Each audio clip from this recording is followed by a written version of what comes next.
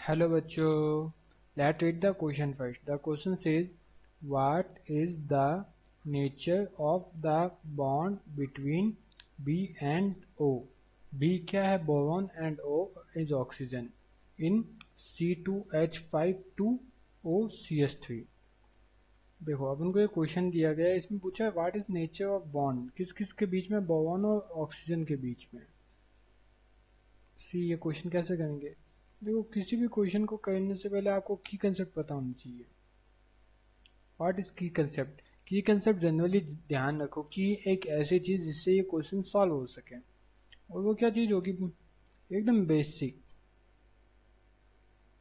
Basic of structure and bond.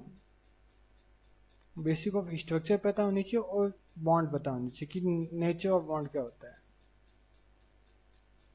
Nature wise जैसे आयनिक, coordination, covalent. देखो जैसे कि अपने को एग्जांपल क्या दे रखा है, C2H5 2 ऑक्सीजन BH3। ठीक है, अपन को ये एग्जांपल दे रखा है। अब देखो ये कंपाउंड बना कैसे होगा, और अपन को बेसिक नॉलेज होनी चाहिए।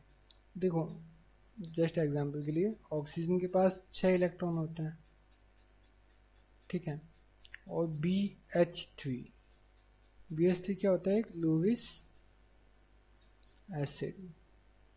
What is Lewis acid? Lewis acid वो जो इलेक्ट्रॉन पेयर को एक्सेप्ट करे, इलेक्ट्रॉन पेयर को एक्सेप्ट करने वाले। इसका क्या मतलब हुआ? देखो ऑक्सीजन के पास 6 इलेक्ट्रॉन होते हैं, C। देखो इसकी स्ट्रक्चर क्या हो जाएगी? वैसे तो ये ग्रुप एल्काइल ग्रुप है, एल्काइल में भी कौन सा है? Ethyl.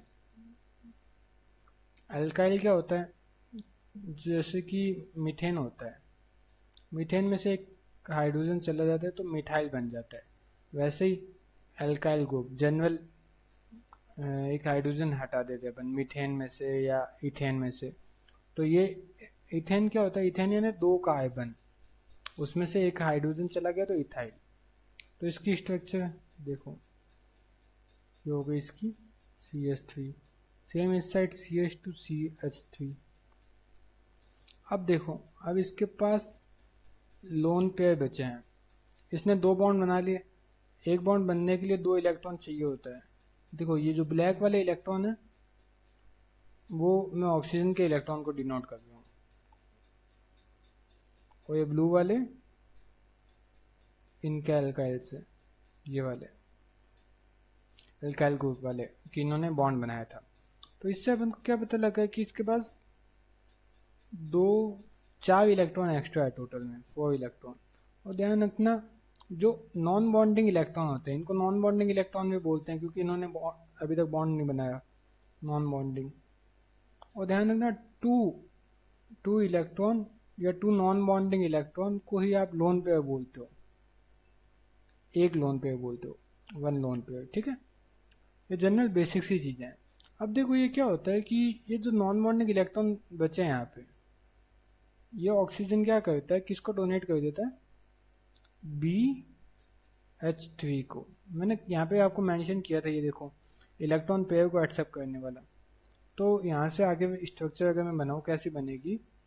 Oxygen CH2 CH3 CH2 CH3,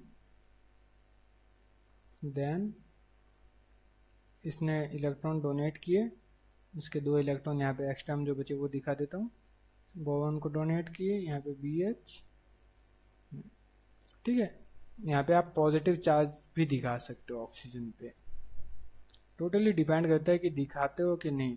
वैसे फॉर्मल चार्ज होता है, फॉर्मल चार्ज जस्ट बेसिक ध्यान रखो कि फॉर्मल चार्ज एक अपन चार्ज डिनोट करते हैं।